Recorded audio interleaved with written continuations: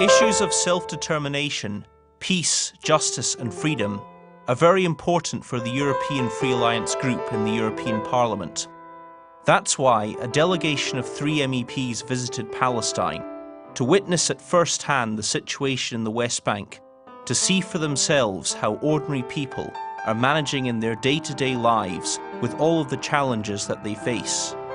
We wanted to come and see what things were like now in the West Bank, what the situation was, to visit and to speak to as many people as we possibly could, and to report back, of course, to our colleagues in the European Parliament.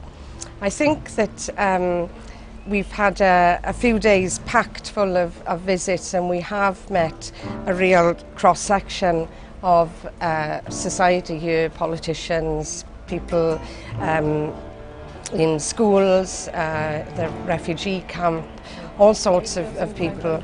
And the message seems to be the same, that things aren't good, that things haven't improved in many years. And in fact, they're getting worse politically, because the possibility of the Palestinian state being established seems a faraway dream now. Nous aimons la vie autant que possible.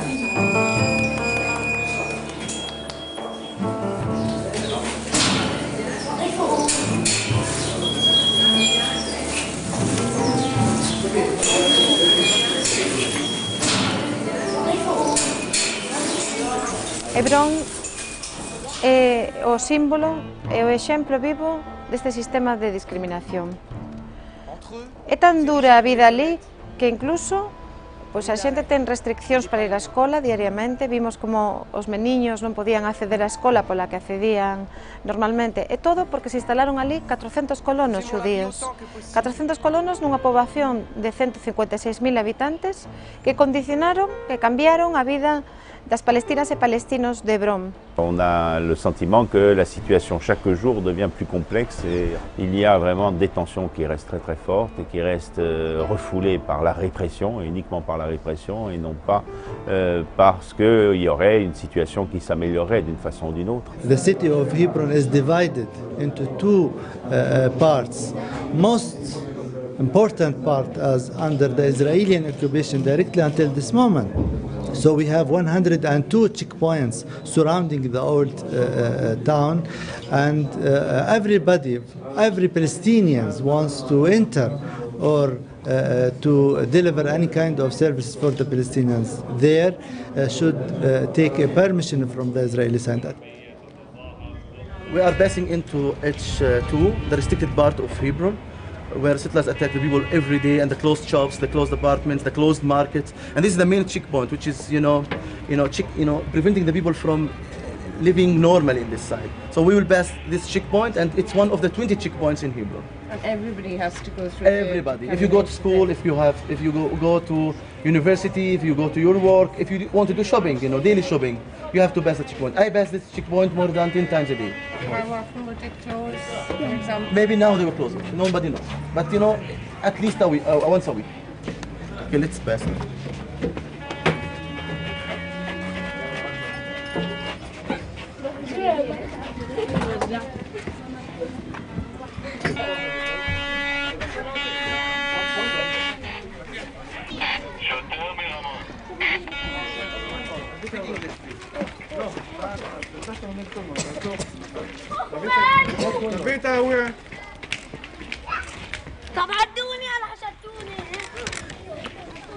Okay, I will take it when I come back, okay?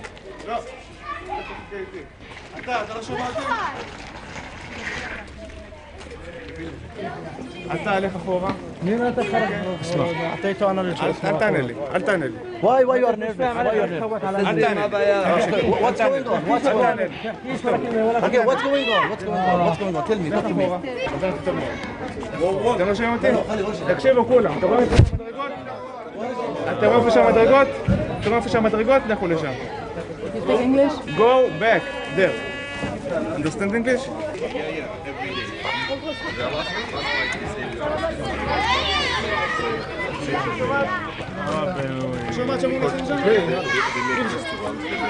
Hallo.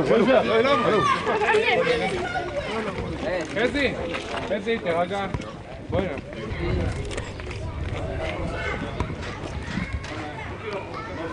براء اطلع من عندك بلا شوف. اوكي. Out. Here. Out. Move. Out. Thank you. This is what's happening all the time, like this. Even we were lucky because you were with us.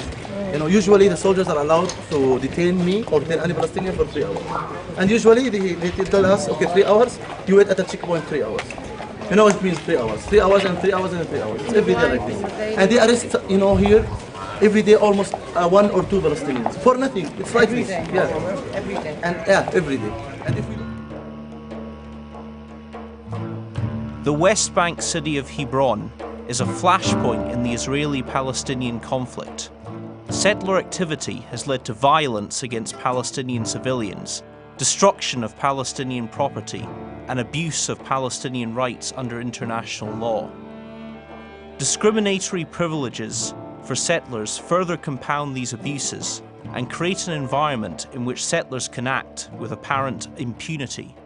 Limitacións de movimento para que esa rúa, a chamada Shuhada Street, este pechada, haxa 2 camiños, un para os palestinos e para os colonos xudíos, unha estrada asfaltada, unha estrada que evidencia que hai unha división, que evidencia que hai unha discriminación manifesta. Ali vai un colono na súa rúa, construída especialmente para eles, e aquí vai a xente palestina, totalmente separada.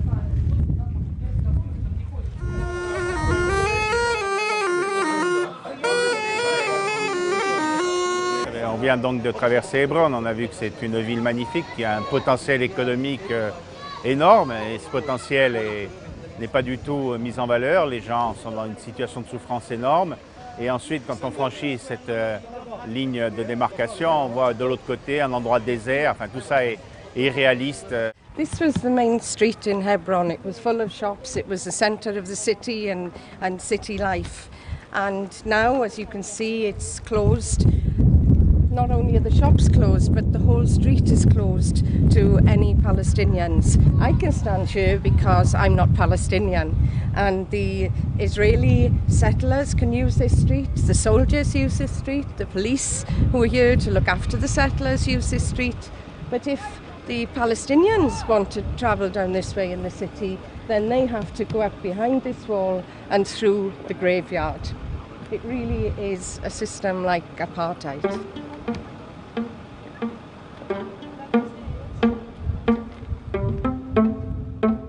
They destroyed many shops in 2000 and they rebuilt them again, but the army kept them closing. And then when the shop closed, he lost everything. انت لما سكروا الدكان خسرت كل دخلك. All his income was lost after they closed his shop. That's just so unacceptable.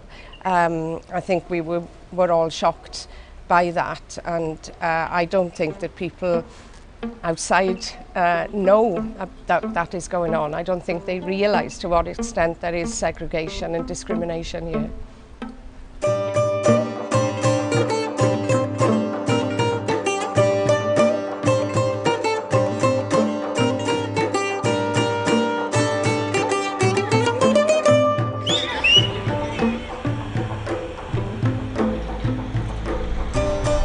Freedom of movement is a prerequisite for accessing basic human needs such as healthcare, education, government institutions, workplaces, and for maintaining social, cultural, and family ties. The Israeli army has enforced systematic movement restrictions, which have become effectively permanent in some cases. These restrictions impact upon most aspects of Palestinian life and violate many of their basic rights and entitlements under international law. Hai toda unha política de restriccións dos movimentos a través dos chamados checkpoints, a través dos numerosos controis, das barreiras. Hai nada máis e nada menos que no territorio palestino 521 unidades, espazos físicos, impedimentos que fan cada día para ir á escola, para ir traballar, para ir ver a un familiar, teñan que pasar eses controis. Nós mesmos tamén os vimos, os sufrimos e dende logo pois foi un exemplo do que pasa e sufre diariamente o povo palestino. In the 2 days that we travelled, we were stopped at checkpoints. Once having to get off the bus and the bus was searched. The second time we didn't have to get off the bus, but we were stopped and held up in a checkpoint. That was us visitors, not living here, but still having our schedule disrupted by the checkpoints. People living here, of course, have that all the time, every day, several times a day. Israeli checkpoints in the occupied West Bank have become part of everyday life for the thousands of Palestinians who must pass through them daily. They are a form of collective punishment, turning Palestinian cities into prisons.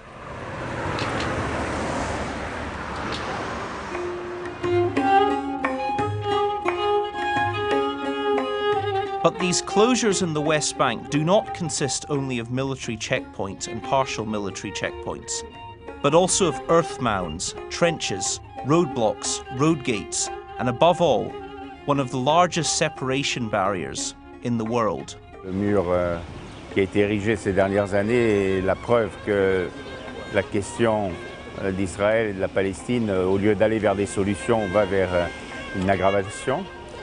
C'est un problème qui est, pour nous, il faut toucher du doigt, car on voit bien comment la réalisation de ce mur symbolise l'impasse politique dans laquelle Israël enferme la question palestinienne et dans laquelle, en même temps, elle enferme tout l'ensemble méditerranéen et toute l'Europe, car l'ensemble méditerranéen, c'est un espace qui est décisif pour l'avenir de l'Europe. Tivemos a ocasión de ver o muro da vergoña, de ver como divide a poboación palestina, de ver como fai unha división entre israelíes e palestinos, de ver como se estenden 700 kilómetros por todo o país, como divide familias, como divide vidas, como divide a economía.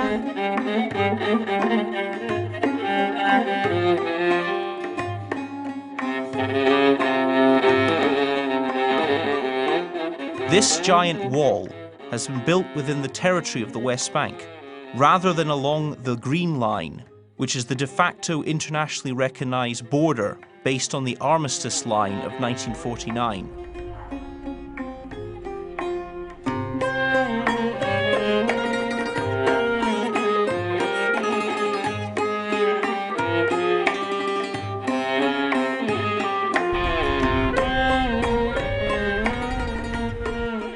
Many Palestinian communities have been divided, or in some cases, whole neighborhoods have been completely cut off from the rest of Jerusalem by the route of the wall.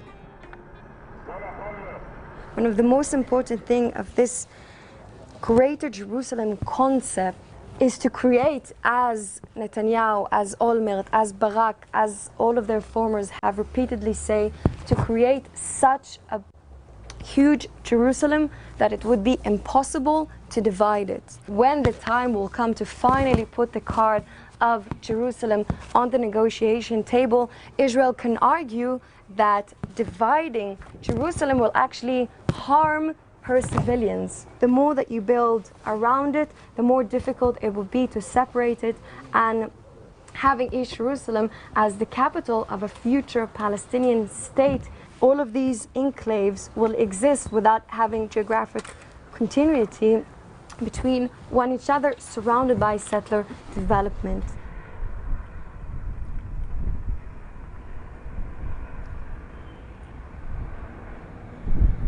Et la politique d'établissement des colonies par Israël crée des situations intenables, on l'a vu tout à l'heure. Il n'y a pas un moment où on ne ressent pas des très fortes tensions, des tensions qui ne peuvent que porter en germe une aggravation des situations. Et c'est une politique tout à fait irresponsable d'Israël que de vouloir avoir au sein du futur État palestinien des colonies de population qui viennent d'Israël et qui ici compliquent la situation, créent des tensions et empêchent toute évolution pacifique du conflit.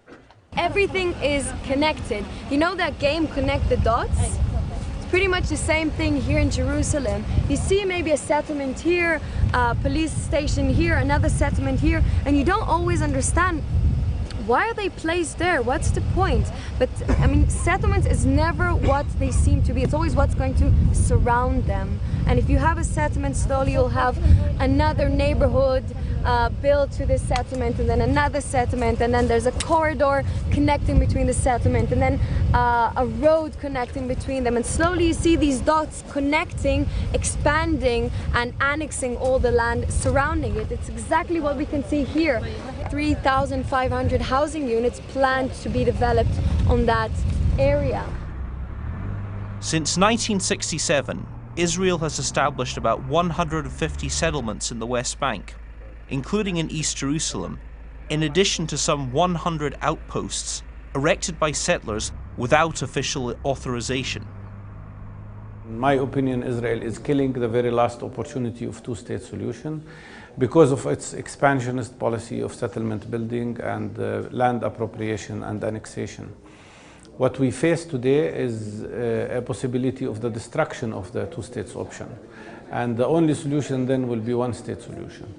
Of course, the problem is Israel is consolidating not only the longest occupation in modern history, but actually a system of apartheid that is much worse than the apartheid system that prevailed in South Africa at one point of time. Both sides, they don't make much of a progress towards this idea of a two-state solution, and this is a tragic and very sad situation. The only way to solve this occupation, to allow Israel to live in peace and security, to allow the Palestinians to have their own free state, is by the two-state solution. We have to start the solution of the two-state. Otherwise it will be too late. We have really 1, 2, 3 years before it becomes impossible to divide the land in two. That's why we in the Labour Party, we believe that the Palestinian problem has to be solved through the Palestinian state. Otherwise, unfortunately, there will be one state for Israelis and Palestinians, and I don't think it's the best idea we can find. La seule solution réaliste, celle qui porte en germe un autre avenir, c'est deux États. C'est la solution qui est sur la table depuis 20 ans et sur laquelle on n'avance pas d'un iota. Alors en n'avançant pas d'un iota, on finit par faire émerger des attitudes qui sont en fait des impasses. Et quand on rentre dans les impasses, le plus difficile c'est d'en sortir. La partie dominante c'est Israël, qui a l'appui de la communauté internationale la plus puissante, notamment les États-Unis. Et c'est à elle de changer d'attitude pour sortir, ne pas justement se laisser piéger dans de telles impasses et essayer de construire enfin une solution politique. Hay un plan sistemático, organizado, una estrategia política totalmente pensada para destruir os dereitos do povo palestino. Eso exemplifícase en numerosas cousas da vida diaria, por exemplo, na política de asentamentos que está realizando o Estado de Israel en Jerusalén Este, en toda Cisjordania, tamén en Gaza, política de asentamentos dos colonos xudíos que se instalan con total impunidade, con protección, garantíndolle todo tipo de servizos, mentras os servizos básicos non son garantidos á poboación palestina. Un cidadán palestino ten unha media de 20 litros de auga diarios, con cortes, con restriccións. Un colono xudío nestes momentos ten dereito a 400 litros de auga. In the West Bank, Israel extracts almost 90% of the water under the aquifers. Palestinians are left only with 10% of that amount.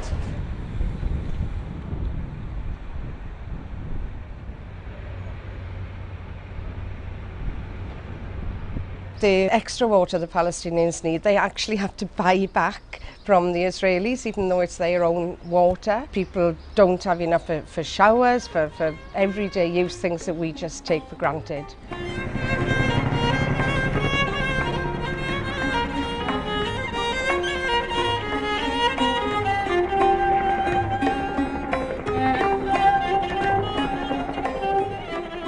Over 60% of Palestinian-owned structures, which were demolished in 2011 due to lack of proper permit, were located in areas allocated to settlements. This is the Silwan area in occupied East Jerusalem, where over 1,000 Palestinians face losing their homes. Israeli settlers have already moved into parts of Silwan in an attempt to take over the town and evict Palestinian families who have lived here for generations. As you see, we are walking in a narrow street. People life here is very difficult, it's not easy. They are suffering from daily attacks on them. Their children is arrested. Their men has to pay high fines for these houses that Israel considered it illegal. We want to have a hope. If they are chasing us daily, if they raid our houses, if they arrest our children, if they take our brothers and daughters to jails, this is not a life. This is a hell.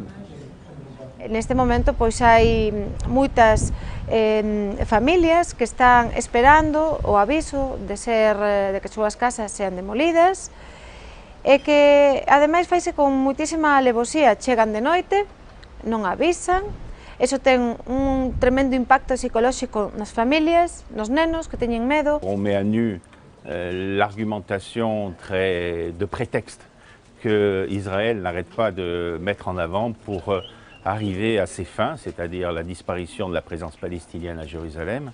Et ces arguments prétextes sont faits en instrumentalisant la communauté internationale à travers l'utilisation des fonds et à travers également les grands thèmes qui sont mis en avant. On dit qu'ici on va supprimer le logement de centaines de personnes pour faire des découvertes archéologiques. On va avoir ailleurs, ce sera au nom des droits de l'homme qu'on va piétiner les droits de l'homme. This particular community has set up a communal area, a big tent in fact, where they meet, where they focus and plan their campaign, because they are determined to stay there. They don't want to leave their community, they want to stay there, their children are there, their parents are there. And yet they are under threat, and they know that any time there could be a knock on the door and there'll be bulldozers and police and soldiers outside, and they'll just be moved. This is our land and this is our houses. We are not going to leave it. They can do whatever they want. We are staying here, we born here, and we'll die here.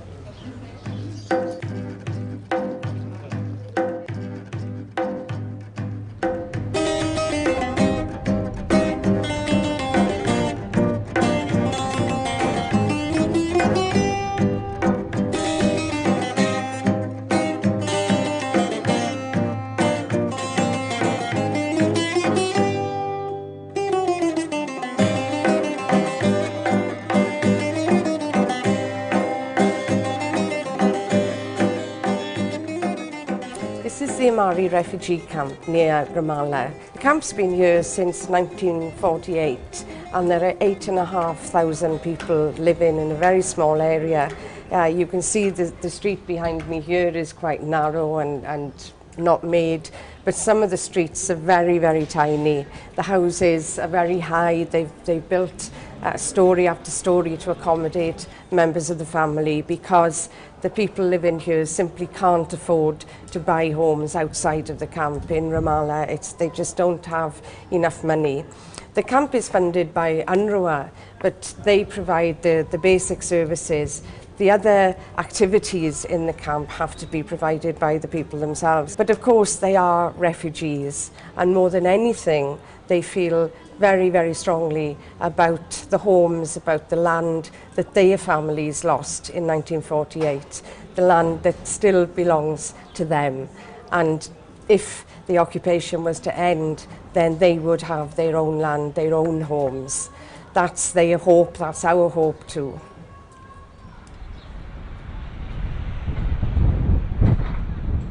Aquí podese comprobar como é o campo de refugiados de Amari, ¿no? Como está en extrema pobreza, como hai unha ausencia de economía, como están as casas en malas situacións. Este é o exemplo das persoas as que non se lle deu unha solución política. Mentras este campo está aquí por máis de 60 anos, ali enfrente, naquelas luxosas casas, construen asentamentos a poboación xudía con total impunidade. C'est une situation qui ne peut se débloquer que si ces personnes qui n'ont même pas une carte d'identité, qui ne sont que des réfugiés. Il faut qu'ils trouvent un statut. Et pour qu'ils trouvent un statut, il faut que l'État palestinien se crée. C'est de la nécessité. On ne pourra arriver à des solutions que si on remplit ces préalables. Or, aujourd'hui, on repousse les préalables. Et en repoussant les préalables, on empile des étages sur les étages, des gens sur les gens, des frustrations sur des frustrations. Et on ne crée pas les conditions d'une solution politique. When we will have our state, everything which is called refugee will be deleted from the dictionary, because we will not be refugees anymore. We will be living in our own state. All the world will know us not just as people who live in West Bank. What West Bank? I don't know. But we will be known as Palestinians living in Palestine, in a place, in a state on the map called Palestine.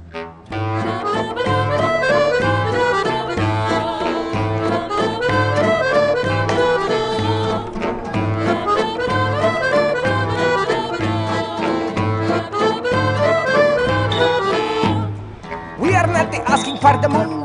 Let us make a choice, let us use our voice. Follow the way that we have to travel. Follow the way, not is one important. Some alone that you but the news. Make a mother cry, make a people die. It is not in this silly situation we can build a better future. This is the last visit of our short but very busy trip to Palestine. And there's no better way to finish up than in a school here in the Amari refugee camp, with the young boys playing football, enjoying themselves like boys anywhere else, except that they are living in a refugee camp without all of the things that most of us take for granted. But this is the next generation, the generation of the future, and I think that their smiles show that they are full of hope, and we have to believe that we can build a better future.